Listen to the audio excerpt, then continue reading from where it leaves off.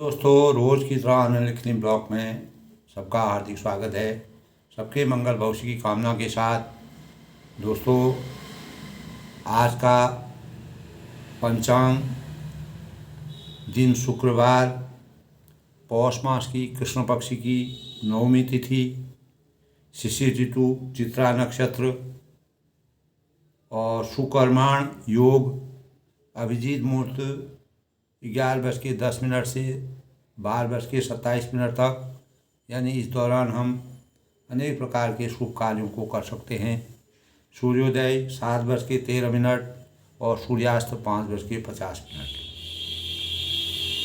दोस्तों, सुकर्माण योग जिस तिथि पर भी पड़ता है, उस तिथि में हम किसी भी काम की शुरुआत और श्री गणेश का श्री गणेश करने के लिए बहुत ही उत्तम समय माना गया है। और भगवान विष्णु की पूजा करने का श्रेय होता है। दोस्तों, विष्णु भगवान जब खुश होते हैं तो सुकर्माण योग हमारे जीवन में जो भी हम मंगल कार्यों की शुरुआत करना चाहते हैं, कोई भी शुभ कार्य हम करते हैं, तो इस योग में करने से हमें अनेक प्रकार के, यानी श्री गणेश करने का सबसे उत्तम दिन माना जाता है।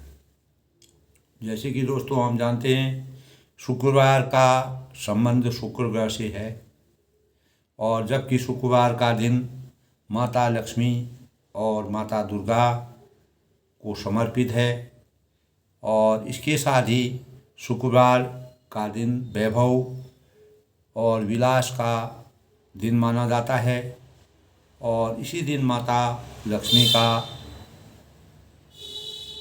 भी हम पूजन करते हैं, उनकी आराधना करते हैं। और लक्ष्मी का पूजन करने से हमारे जीवन में धन धान्य और सुख संपदा प्राप्त होती है। इस दिन धन देवी माँ लक्ष्मी की कृपा प्राप्त करने के लिए उनकी विधिवत पूजा करने से, उपासना करने से, उपवास रखने से और पुष्य नक्षत्र का संयोग होने से यह दिन और भी खास माना जाता है।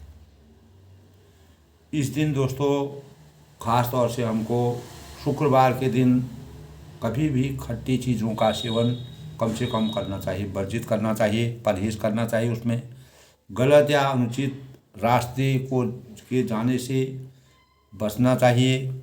और इस दिन पूजा पाठ करने के बाद भक्ति भाव और आदर्शानुसार पुण्य कार्यों को करने का विधान बनाना चाहिए। शुक्रवार देवी लक्ष्मी व संतोषी माता की पूजा का भी सबसे उपासना करने का सबसे शुभ दिन माना जाता है। ज्योतिष शास्त्रों के अनुसार दोस्तों, शुक्रवार का दिन शुक्रदेव और देवी लक्ष्मी को समर्पित है। लक्ष्मी पूजा से जीवन में अनेक प्रकार की सुख सुविधा प्राप्त होती है। और कलयुग में दोस्तों, लक्ष्मी माता की पूजा करने से हमारे जीवन में हमेशा हम धन धान्य से परिपूर्ण रहते हैं। और धन देवी लक्ष्मी की पूजा माँ लक्ष्मी के मंदिर में शंख है, कौड़ी है, कमल के फूल हैं, मखाना है, बतासे हैं आदि अर्पित करना चाहिए। इससे हमारे जीवन में लाभ मिलता है। दोस्तों, जब महालक्ष्मी का दिन मनाया जाता है, महालक्ष्मी जब हमारे वहाँ दीपावली मनाई जाती है, तो दीपावली में हम जिस प्रकार के शुभ चीज़ों को, सफ़ेद चीज़ों को माँ लक्ष्मी पर समर्पित करते हैं, तो उससे हमें सकारात्मक ऊर्जा की प्राप्ति होती है। यही विधान शुक्रवार की पूजा का भी है, उपवास का भी है। विधि विधान से पूजा करने से हमारा जीवन सुखी रहता है, हमारी तरक्की होती है, सुख समृद्धि और शुक्रवार जो है माँ लक्ष्मी की पूजा करने का सबसे बड़ा विधान है। आर्थिक परेशानियों से हमको कभी भी जूझना नहीं पड़ता है और उनका सामना नहीं करना पड़ता है। हमें आर्थिक रूप से हम मजबूत हो जाते हैं। सफ़ेद और गुलाबी और इस प्रकार के रंग कपड़े पहनना इस दिन शुभ माना जाता है। और फल, दूध, गुड़, चना और हलवा का सेवन करने से हमारे जीवन में सकारात्मक ऊर्जा का प्रवेश होता है। इस प्रकार दोस्तों किसी भी जातक के जीवन में शुक्र ग्रह अगर मजबूत होता है वो हमेशा धन धान्य से परिपूर्ण होता है। वैभव लक्ष्मी हमेशा उन पर कृपा बरसाती है।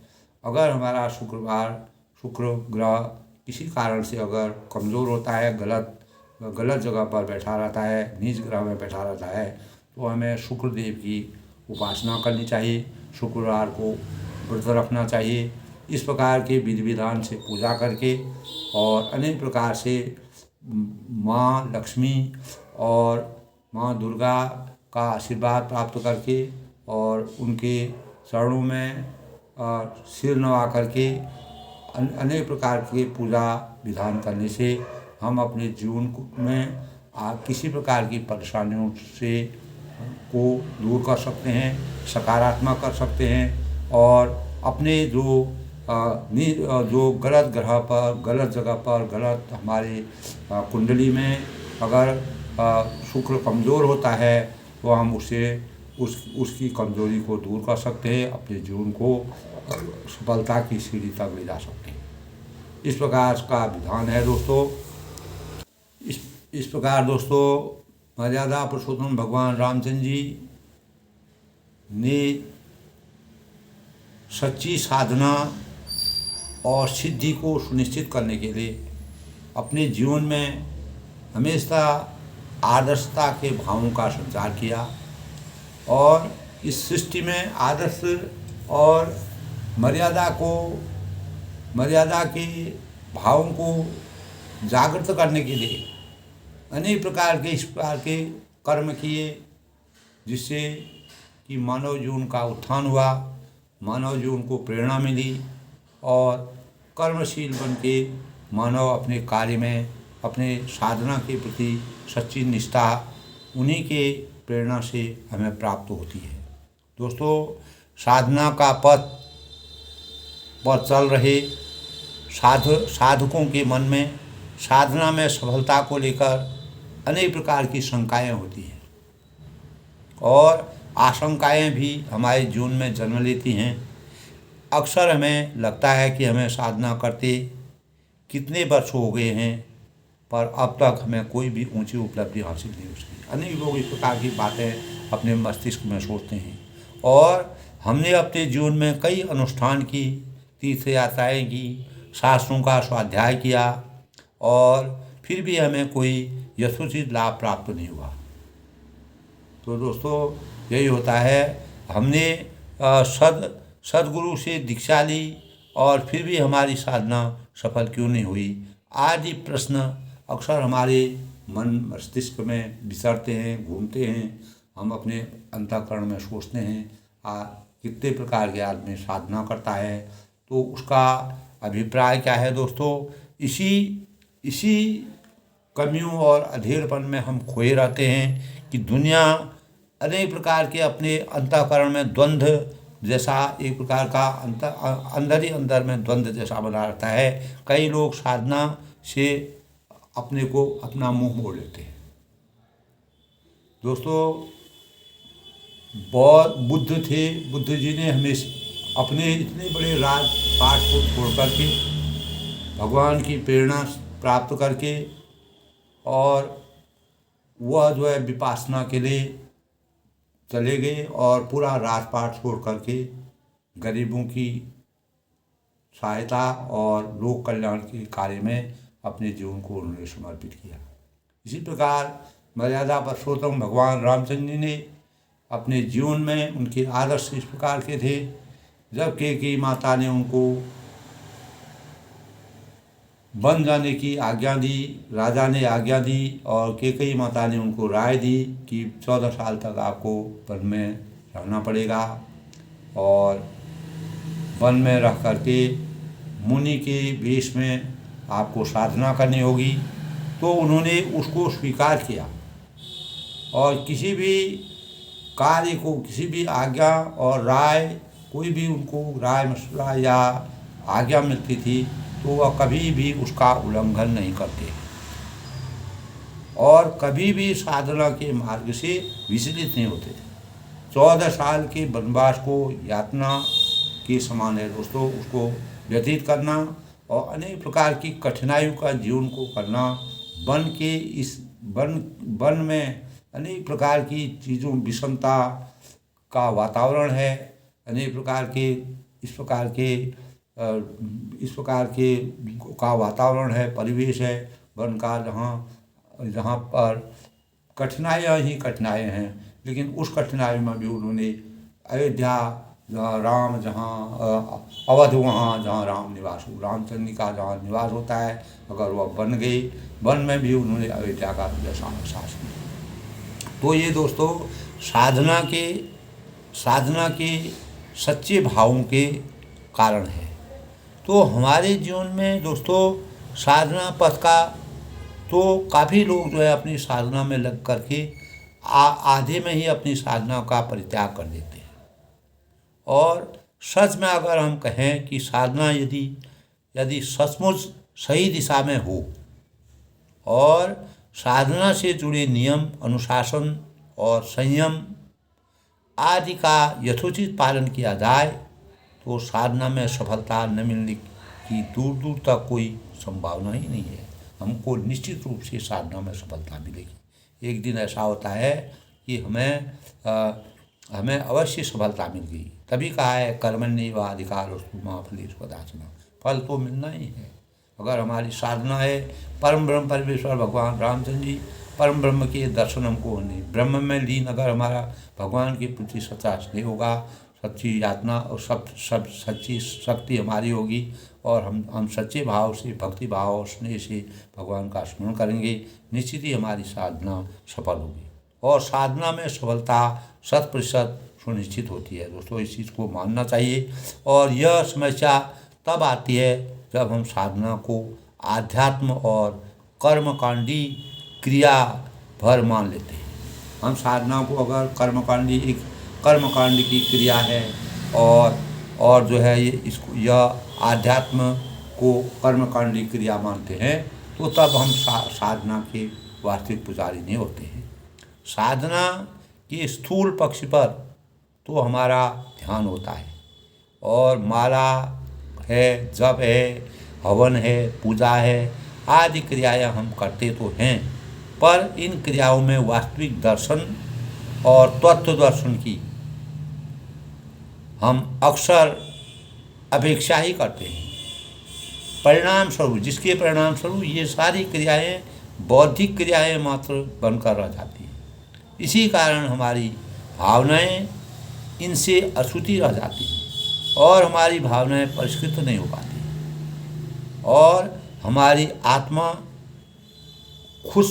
में अपार संतोष की अभिव्यक्ति नहीं हो पाती है। हमें अपने अंतस में यानी अंतःकरण में आत्मा के रूप में विराजमान परमात्मा की अनुभूति हम नहीं कर पाते हैं, क्योंकि हमारे अंदर आसक्ति भावना नहीं जागती और उसका कृपा प्रसाद हमें नहीं मिल पाता है। इसी कारण जो है परमात्मा का वास्तविक प्रसाद बहुत ही विलक्षण प्रतिभा के जो धनी लोग होते हैं, जो साधना में निपुण होते हैं, उन्हीं को मिल पाता है दोस्तों। उसकी वास्तविकता को जानना बहुत ही आवश्यक है। तो क्योंकि साधना में सफलता का सीधा अर्थ हम अक्सर नहीं जानते हैं, यानी सफलता हमको साधना के माध्यम से कैसे हमको सफलता मिल गई उसकी वास्तविक जानकारी हमको नहीं होती है। हमारी भौतिक प्रगति और अधिक हुई या नहीं, हमारे धन संपदा यश गौरव में वृद्धि हुई या नहीं, हम इस बात को ज़्यादा सोचते हैं। अनेकों लोग दोस्तों भगवान का ध्यान करने जाते हैं, पूजन करते हैं, पाठ करते हैं, उनके अंतर्ग्रह में हमेशा ये रहता है कि मैं धनवान हो जाऊँ, मैं पुत्रवान हो जाऊँ, मेरे को सब कुछ मिल जाए, ये करेक्टली वास्तविक भगवान की भक्ति को किसी भी भाव से अगर आप कोई भी चीज़ को उस भाव से मांगते हैं तो वह एक साधना के रूप में परिवर्तित नहीं होती है। जो साधु सन्यासी होते हैं पूरा जो त्याग करते हैं, वैरागी का जीवन जीते हैं और इस संसार में लोक कल्याण का कार्य करते हैं, उनके अंतर्ग्रह में धन वैभव और इन चीज़ों की लालसा नहीं होती है और वह हमेशा अपनी साधना में सशक्त होते हैं और उनकी साधना सार्थक होती है। तो वास्तव में ये सारी चीज़ें कोई आध्यात्मिक उपलब्धि नहीं है, बल्कि भौतिक उपलब्धियाँ ही हैं। भौतिक संपदा की भौतिक पुरुषार्थ और मात्र से ही कोई पा सकता है, पर आध्यात्मिक संपदा तो ऐसी संपदा है जिसके समक्ष कुबेर की संपदा भी तुच्छ जान पड़ती है। अपार धन अगर हमको मिल जाए, वह भी हम साधना अगर हमारे अंतःकरण में होगी, उसको भी हम कोई उस पर भी हमारा कोई लालच नहीं होता है। हम केवल साधना भाव से भगवान को मानते हैं और यह संपदा आध्यात्मिक साधना से मिल पानी संभव है और इसे पाने का कोई शॉर्टकट मार्ग नहीं होता है। साधना को पाने के लिए कोई शॉर्टकट मार्ग नहीं होता है। जब तक हम उसकी गहराई तक नहीं जाएंगे, उसकी गूढ़ता को नहीं जानेंगे, उसके अंतःकरण तक नहीं जानेंगे, अपने अंतःकरण में जिस प्रकार हम बीज को बोते हैं और बीज के बोने पर वो अंकुरित होता है, अंकुरित होने के बाद वह पुष्पित होकर के जब बाहर निकलता है तब उसमें एक पौधा, नन्हा सा पौधा प्राप्त होता है। उसी प्रकार हमारी साधना भी है। साधना के अंतःकरण में हम जब घुसते हैं, उसमें विराजमान होते हैं, उसको अंतःकरण से सोचते हैं, तभी हमारी साधना सार्थक होती है। इसी प्रकार मर्यादा पुरुषोत्तम भगवान राम, ये निश्चित है कि हम यदि साधना सचमुच और सच्ची साधना अगर हमारे सिद्धि हमको प्राप्त होती है, अगर हमारी सच्ची साधना होगी और हमारे शास्त्रों में वर्णित साधना में से ही सिद्धि के लक्षण साधक के जीवन में सचमुच अभिव्यक्त होने लगते हैं। इसलिए दोस्तों, हमारी साधना सफल नहीं होने का बस एक ही कारण है, वह यह है कि हमने साधना के मर्म को समझने की कोशिश नहीं की। हमने साधना के ज्ञान विज्ञान का सम्मान ही नहीं किया। इसीलिए हम मन को विकारों से मुक्त नहीं कर पाए। यानी हमारे अंतर्मन में अनेक प्रकार के धन वैभव भौतिकता माया मोह से जुड़ना, इस प्रकार से हम अभिशक्त रहते हैं, तो उससे हम वास्तविक साधना जो है उनके विकारों से हम मुक्त नहीं हो पाते हैं जब तक हम इन विकारों से मुक्त नहीं होंगे। इसीलिए दोस्तों, हमें अपने चित्त को शुद्धि व मन को निर्मल बनाने की ओर कभी ध्यान ही नहीं देते हैं। अगर हम उसमें सच्ची लगन से, सच्ची निष्ठा से, ईमानदारी से और अपने आध्यात्म से जीवन में संयम, सेवा, सदाचार आदि का वास्तविक महत्व जाने, तो निश्चित ही हमारी साधना सफल होगी और हमारी मनोकामना पूर्ति का एक यंत्र भर और हमारी मनोकामना एक यंत्र के रूप में परिवर्तित हो जाएगी और हमारे अंतःकरण में साधना का सही स्वरूप उजागर होगा और इसी से हमको सिद्धि की प्राप्त सार्थक होंगे। यही मानव जीवन की सबसे बड़ी पराकाष्ठा है। दोस्तों, साधना के अंतःकरण में डूबना पड़ेगा, अपने चित्त में साधना की वास्तविकता को समझना पड़ेगा, अनेक प्रकार के विकारों से हमें अपने को परिशुद्ध करना पड़ेगा। इस प्रकार के भाव जब तक हम साधना में पूर्ण रूप से अपने आत्मा को परिष्कृत नहीं कर सकते हैं, तब तक हमको वास्तविक साधना प्राप्त नहीं हो सकती है। मर्यादा पुरुषोत्तम भगवान रामचंद्र जी ने हमेशा इसी बात को, इसी साधना की शक्ति को की बदौलत इस संसार में, इस सृष्टि में रामचरितमानस का जो है चित्रण तुलसीदास जी को करना पड़ा। रामचंद्र जी का आदर्श, उनकी मर्यादा, उनका पारिवारिक संगठन यानी और उनका अनेक प्रकार के प्राणियों से मिलना, स्नेह, सद्भाव और समभाव उनके अंतःकरण में था। और सम और विषम परिस्थिति में एक समान अपने जीवन को आप प्रदान रखना, यही साधना का सबसे बड़ा स्वरूप है। आज के प्रसंग में दोस्तों, भरत जी जब निषाद राज से मिलते हैं, जैसे रामचंद्र जी का अपार स्नेह, अटूट प्यार और अपूर्व भक्ति रामचंद्र जी के लिए निषाद राज के हृदय में है, वही भाव उनको भरत जी में भी विद्यमान मिल रहे हैं। और वह कहते हैं, आप जो है वह रामचंद्र जी की अनेक प्रकार के उनका वर्णन करते हैं, उनके चरित्र का वर्णन करते हैं, उनके भावों का वर्णन करते हैं, उनकी मर्यादा का वर्णन करते हैं। और जो इस संसार में इस भौतिक शरीर को लेकर के रामचंद्र के नाम को की वास्तविकता को नहीं जानता है, उनके गुणगान को नहीं जानता है, उसको जो है वह पामर के समान है। और जिस प्रकार पामर जो है मूर्खता का द्योतक होता है, उसी प्रकार वो भी मूर्ख है। यानी जो कुशल, जो भगवान के वास्तविकता को नहीं जानता है और श्री रामचंद्र जी की महिमा को मन में देख करके, अर्थात कहाँ और उन्होंने किस प्रकार के प्राणियों से, कहाँ जाति का मतभेद, कोई प्रकार का भी भेद न रखते हुए मानव की प्रेम, मानव को ही वह पूरा धर्म मानते थे, पूरा जाति मानते थे। मानव के बीच में किसी प्रकार का जाति धर्म उनके अंतर्गत नहीं था। इस प्रकार के भावों से उनके अनंत कोटि ब्रह्मांडों के स्वामी भगवान श्री रामचंद्र जी को उन्होंने माना।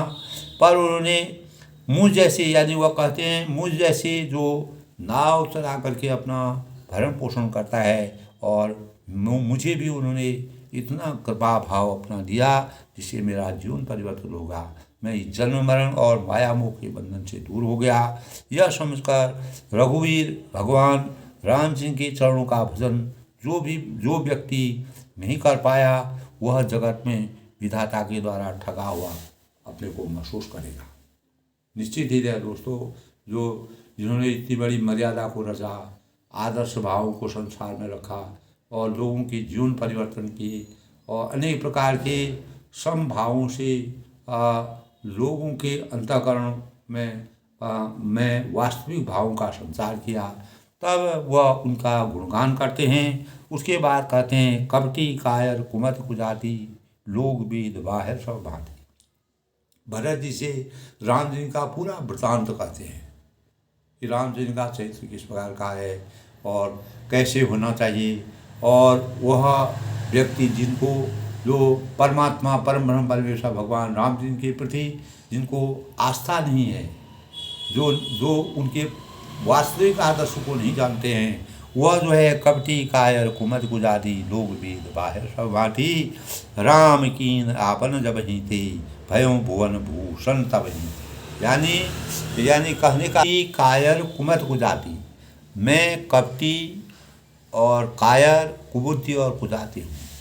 अपने को इस प्रकार से जो निषाद राज हैं वो अपने को इस प्रकार से रामचंद्र के सामने अभिव्यक्त कर रहे हैं और कहते हैं कि लोक वेद और दोनों में सब प्रकार से मैं बाहर हूँ। मैं लोक मर्यादा जानता हूँ, मैं वेदों की मर्यादा जानता हूँ, मैं कुछ भी नहीं जानता हूँ, मैं अज्ञान रूपी अंधकार में डूबा हुआ हूँ।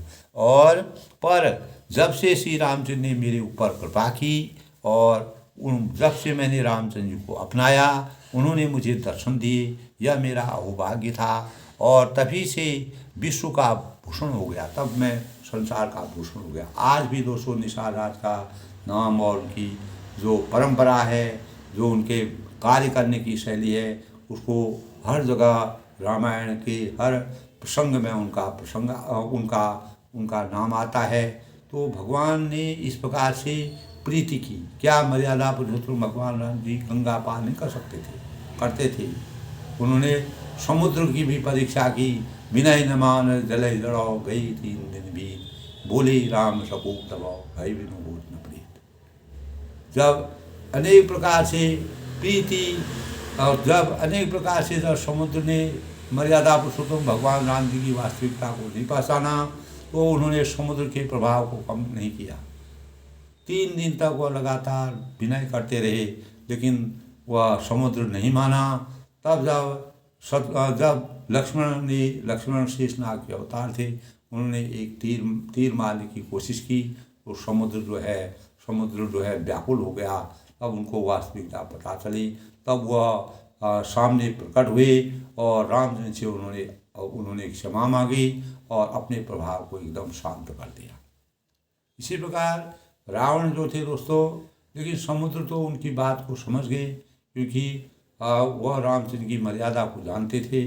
रावण को के पास भी मर्यादा पुरुषोत्तम भगवान राम जी ने इतना बड़ा, मतलब उन्होंने सीता जी का हरण किया था अनेक प्रकार के, क्योंकि भगवान शिव की उनको एक प्रकार से वरदान मिला हुआ था। और रावण बहुत ही तपस्वी थे, ज्ञानी थे और लोक मर्यादा जानते थे और भूत भविष्य वर्तमान की सभी चीज़ों को जानते थे। तब उन्होंने सिद्धि को, यानी अनेक प्रकार के मायावी शक्ति प्राप्त की थी और शिव की भक्ति से वह उनको वरदान मिला था। तब राम जी ने उनको अनेकों अवसर दिए, अनेकों दूतों को भेजा, अनेक प्रकार से उनको बात संवाद किया और अनेक प्रकार से उनसे पत्राचार किया, उनसे बात की, लेकिन वह किसी भी रूप में उनके अंदर घमंड आ गया था। वही घमंड उनके अंत का कारण हुआ। इसी प्रकार दोस्तों निषाद राज कहते हैं कि रामचंद्र जी की भक्ति अगर जो व्यक्ति नहीं जानता है, तो वह जो है तभी से यानी रामचंद्र की कृपा से मैं एक भूषण के समान बन गया, जिसका मैं इस संसार के माया मोह के जंजाल से दूर हो गया। देख प्रीति सुने विनय सहाई, विनय बहुल फसल लघु भाई, कहीं निषाद नाम सुबानी, सादर सकल जुहारे मानी। निषाद अनेक प्रकार से भावों को दोस्तों, जब परमात्मा का आशीर्वाद हो जाता है, अज्ञान रूपी अंधकार में डूबा हुआ भी इंसान, व्यक्ति, प्राणी, उसमें भी ज्ञान का संचार हो जाता है। परमात्मा की कृपा होती है दोस्तों, तो वह बिल्कुल बुद्धिहीन होता है, किसी प्रकार का विवेक नहीं होता है, ज्ञान नहीं होता है, विद्या नहीं होती, बुद्धि होती है, लेकिन परमात्मा के आशीर्वाद से सब कुछ अपने आप ही स्वतः उसमें विराजमान हो जाता है। यही निषाद राज के अंदर भी हुआ। तब कहते हैं देख प्रीति सुने विनय सुनाई, निषाद राज की प्रीति को देखकर बहुत सुंदर विनय सुनकर फिर भरत जी ने छोटे भाई शत्रुघ्न से उनसे मिले। तब फिर जब अनेक प्रकार की प्रशंसा करके, रामचंद्र जी का गुणगान करके, रामचंद्र की मर्यादा का वर्णन करके, उनके आदर्शों के भावों को पूर्ण रूप से जब उन्होंने सुना, तब उन्होंने शत्रुघ्न को भी निषाद राज से मिलवाया। कई निषाद ने नाम सुबानी, फिर निषाद ने अपना नाम लेकर सुंदर नम्र और मधुर वाणी से सब रानियों को आदरपूर्वक जोहार किया। उन्होंने प्रणाम किया, जोहार किया, उनका आशीर्वाद प्राप्त किया। इस प्रकार से निषाद राज ने अपना पूरा चरित्र चित्रण उनको समझाया। जान लखन समधि अशीषा, ज्यों दुखी सुखी सहे लाख बरिसा, निरखी विशाल नगर नारी, भई सुखी धन लखन निहार। जान लखन समधि अशीषा, रानियाँ उन्हें लक्ष्मण जी के समान समझकर आशीर्वाद देती हैं। जिसका लक्ष्मण को आशीर्वाद, यानी लक्ष्मण के समान समझ के उनको आशीर्वाद देती हैं। और ज्यों सुखी सही लाख बरिसा, और तुम 100 लाख वर्षों तक सुखपूर्वक जियो। इस प्रकार के भाव जो है, इस प्रकार का आशीर्वाद रानियों ने भी उनको दिया। और निरख निषाद नगर नारी, निषाद राज का वो भाग्य हो गया, धन्य हो गया, और रामचंद्र की अपार कृपा उन पर हो गई। तब निरख निषाद नगर नर नारी, नगर के स्त्री पुरुष निषाद को देखकर ऐसी सुख का अनुभव करने लगे कि भई सुखी जन लखन निहारी, मानो लक्ष्मण जी को देख रहे हो। इस प्रकार की तुलना उन्होंने की है। तुलसीदास का इतना हृदय स्पर्शी वर्णन है दोस्तों। कहीं लख्यों यही जीवन लाहू, भेटऊँ राम भद्र भरि बाहू, सुनि निषाद निज भाग बढ़ाई, प्रमुदित मन लहन चले बिराई। तब निषाद राज जी कहते हैं कि कहीं लह्यों सब लह्यों यही जीवन लाहू, सब कहते हैं कि जीवन का लाभ तो इसी ने पाया है। वास्तविक जीवन का लाभ निषाद नारद ने ही पाया है दोस्तों, जिसको कभी स्वप्न में भी आशा नहीं थी, अपेक्षा नहीं थी, कभी सोच भी नहीं सकते थे कि राम परम ब्रह्म परमेश्वर भगवान राम जी के इस प्रकार के दर्शन होंगे और इस संसार के अज्ञान रूपी अंधकार से ज्ञान रूपी प्रकाश का संचार होगा और इस प्रकार से उनकी कीर्ति होगी, महिमा होगी, यश होगा और परम ब्रह्म परमेश्वर भगवान राम जी के दर्शन होंगे।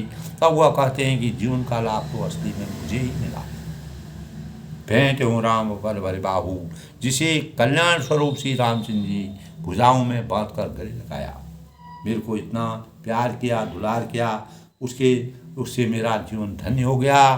सुन निसार निज भाग बढ़ाई, निसार राज अपने भाग्य की बड़ाई सुनकर मन में परम आनंदित हो जाते हैं और प्रमुदित मन लई चली लगाई और सबको अपने साथ लियाते और अपने साथ लेकर के आगे को चलते हैं। जब जो भी अयोध्या से जितने भी लोग वन में चित्रकूट में रामचंद्र से मिलने जा रहे थे, सबको अपने साथ लेकर के आगे बढ़े और निषाद राज के हृदय में अपार हर्ष के भाव पैदा हुए और वह अपने अंतःकरण की भावनाओं को कहने लगे, विचारों को कहने लगे। अज्ञान रूपी अंधकार से ज्ञान रूपी प्रकाश का संचार हो गया, उन्हें ज्ञान आ गया, परमात्मा का आशीर्वाद हो गया, परम ब्रह्म परमेश्वर भगवान राम जी का ऊपर उनका कृपा बरस गई। सनकारे सेवक सकलो, तब कहा है दोस्तों, सनकारे सेवक सकलो चले स्वामी रूप पाए, घर तरु तर सरबाग बनो, बास बनाए हैं जाए। और सनकारे सेवक सकलो, उसने अपने सब सेवकों को इशारे से कह दिया, जितने भी सेवक थे सबको अपना संकेत से उन्होंने क्या कहा, चले स्वामी रुख पाए, और वे स्वामी का रूप पाकर चले और उन्होंने घरों में घर तरु तर सर बाग बनो, घरों में वृक्षों के नीचे तालाबों तथा बगीचों तथा जंगल में ठहरने के लिए स्थान बनाई। वो जितने भी प्रजा वहाँ से अयोध्या से वन के लिए, चित्रकूट के लिए, रामचंद्र से मिलने के लिए भरत जी जा रहे, उनको लौटाने के लिए जा रहे थे, तो उन्होंने सबके प्रवास के लिए पेड़ों के नीचे, जैसा भी वन का वातावरण था, जैसे वहाँ लोग रहते थे, उस समय के परिवेश के अनुसार जैसा वातावरण था उस अनुसार अनेक प्रकार के अथक प्रयास करके उनके लिए रहने का, ठहरने की जगह बनाई, निवास करने की जगह बनाई। तब संग वीरपुर भरत दीख सब भी सब नहीं सब अंग स्थिल तब, सोहन दी निषाद लागू जनुतन धरे विनय अनुराग। संग वीरपुर भरत दीख, जब भरत जी ने जब संग वीरपुर को देखा तो तब भेष ने सब अंग स्थिल न हो, तब उनके सब अंग प्रेम के कारण स्थिर हो गए। और सोहर दी निषाद ही लागू, निषाद राज को यानी वे निषाद को लाग दे, अर्थात उनके कंधे पर हाथ रख के चलते हैं। जनु तनु धरे विनय अनुरागू, ऐसे शोभा दे रहे हैं मानो विनय और प्रेम शरीर धारण किए हुए। एक तरफ निषाद राज हैं, दूसरी तरफ भरत जी हैं, दोनों ऐसे लग रहे हैं कि जैसे विनय और प्रेम का शरीर एक साथ मिल गए हो। ए विधि भरत सेनु सबक संगा, दीख जाए सब पावन गंगा, राम घाट कीन प्रणामू, भावनु मगन मिले जनु का रामू। यही विधि भरत सेनु सब संगा, तब इस प्रकार भरत जी ने सब सेना को साथ में लिए हुए जगत को पवित्र करने वाली गंगा जी के दर्शन किए। जिस प्रकार परम परमेश्वर भगवान राम जी ने दर्शन किए, उसी प्रकार भरत जी ने भी गंगा के दर्शन करके अपने को पवित्र किया। और राम घाट कह कीन प्रणामू, तब उन्होंने श्री राम जी की, जहाँ श्री राम जी ने स्नान किया था, संध्या की थी, उसको प्रणाम किया, उस जगह को प्रणाम किया। और इस प्रकार भा मनु मगन मिले जन रामू, और उनका मन इतना आनंदमग्न हो गया मानो उन्हें स्वयं श्री रामचंद्र जी मिल गए। गंगा के घाट पर जहाँ पर परम परमेश्वर भगवान राम जी स्नान किया, अपना ध्यान किया, उस जगह को भरत जी ने प्रणाम किया और अपार हर्ष की अनुभूति किया, प्रकट की। करें प्रणाम नगर नर नारी, मुदित ब्रह्ममय बार निहारी। तब नगर के नर नारी प्रणाम कर रहे हैं और गंगा जी की ब्रह्म रूप जल को देख देख कर आनंदित हो रहे हैं। गंगा पवित्र नदी है दोस्तों, पवित्रता की प्रतीक है। और करीब मंजन मांगों कर जोड़ी, गंगा जी में स्नान कर हाथ धोकर सब यही वर मांगते हैं कि श्री राम जी के चरणों में हमारा प्रेम कम न हो, अर्थात बहुत अधिक हो। अपार प्रेम हमारा राम रस से हमारा जीवन कृतार्थ हो जाए, इस प्रकार की अभिलाषा सबके हृदय में है और रामजन से मिलने जा रहे हैं। राम रंग में, राम रस में सब अभिभूत हो गए हैं। भरत कहूँ सुरसरित रेणु, तब भरत जी ने कहा हे गंगे, सुरसरी माने गंगे, हे गंगा तव रेणु, आपकी रज सबको सुख देने वाली है और सकल सुखल सेवक सुरधेनु, और सेवकों के लिए जो कामधेनु के समान है। जो सेवक होते हैं, जो वास्तविक सेवक होते हैं, जो उनके लिए आप कामधेनु, जो लगातार हमेशा दूध की गंगा बहाती है वो कामधेनु। उस प्रकार से गंगा की महिमा का अपार वृत्तांत, अपार रूप स्वरूप का वर्णन तुलसीदास जी बड़े ही हृदयस्पर्शी और गूढ़ रहस्यों का वर्णन किया है। जो रिपान बर मांग हुए हूँ, और मैं हाथ जोड़कर यही वरदान मांगता हूँ कि श्री सीताराम जी के चरणों में मेरा स्वाभाविक प्रेम हो। इस प्रकार से भरत जी ने कहा कि श्री रामचंद्र के अंतःकरण में दुनिया चाहे कुछ भी कहे, उनके चरणों में मेरा वास्तविक स्वाभाविक प्रेम विद्यमान रहे, वह प्रेम कभी भी कम न हो। इस प्रकार के भाव उजागर करके कहते हैं। ये विधि मंजन भरत करी, गुरु अनुशासन का। गुरु जी के इस प्रकार भरत जी ने स्नान कर, गुरु जी की आज्ञा पाकर कोई भी कार्य दोस्तों, चाहे राम हूँ, भरत हूँ, लक्ष्मण हूँ, शत्रुघ्न हूँ, सभी लोग अपनी गुरु की मर्यादा का पालन करते थे, गुरु की आज्ञा का पालन करते थे। कोई भी कार्य करते थे बिना गुरु की आज्ञा का नहीं करते हैं। इसीलिए कहा है रघुकुल रीत सदा चढ़े आई, प्राण जाए पर बसन। अपनी मर्यादा को, अपने वचनों को, अपने नियमों का कभी भी उल्लंघन नहीं करते थे। अपने आज्ञाकारक थे, आज्ञा का पालन करते थे। और किसी भी कार्य में इतने बड़े परम ब्रह्म होने पर भी मानव रूप में अवतरित होकर के अनेक सृष्टि के लोगों को, इस संसार के लोगों को एक प्रकार की प्रेरणा देने के लिए अपने गुरुओं का इस प्रकार गुरु ब्रह्मा गुरु विष्णु गुरुदेव महेश्वर गुरु साक्षात परम ब्रह्म तस्मै श्री गुरुवे नमः, इस प्रकार के भाव परमात्मा के हृदय में व्याप्त रहते हैं। इस प्रकार भरत जी ने स्नान कर गुरु जी की आज्ञा पाकर तथा यही विधि मंजन भरत करी, गुरु अनुशासन पाई, मात नहानी जान सब डेरा चले लवाई। तब इस प्रकार भरत जी ने स्नान का ध्यान करके और गुरु जी की आज्ञा पाकर तथा यह जानकर कि सब माताएं स्नान कर चुकी हैं, डेरा उठा ले चले। तब उन्होंने कहा कि अब इस जगह से हमको आगे को प्रस्थान करना चाहिए। इस प्रकार से दोस्तों मजा यानी भरत जी ने इस प्रकार से भरत जी ने स्नान ध्यान किया और जहाँ पर रामचंद्र जी ने गंगा के किनारे पर जहाँ पर रामचंद्र ने स्नान किया वहाँ पर ध्यान किया, उसी जगह को प्रणाम करके और गंगा में पूरी प्रजा को गंगा के दर्शन करके गंगा की पवित्रता की वास्तविकता को जानकर परमात्मा का आशीर्वाद प्राप्त कर और गंगा जी की पवित्र भावों को अपने अंतःकरण में रखकर भरत जी स्नान कर गुरु जी की आज्ञा का पालन करके गुरु जी की राय ले करके और तब माताएं सब स्नान कर चुकी थीं और इसी के बाद जो है वह आगे का रास्ता प्रस्थान कर रहे हैं। आज के प्रसंग में दोस्तों हमें यही अपने जीवन में चरितार्थ रखना चाहिए। मर्यादा पुरुषोत्तम भगवान राम जी और जिस प्रकार से उन्होंने निषाद राज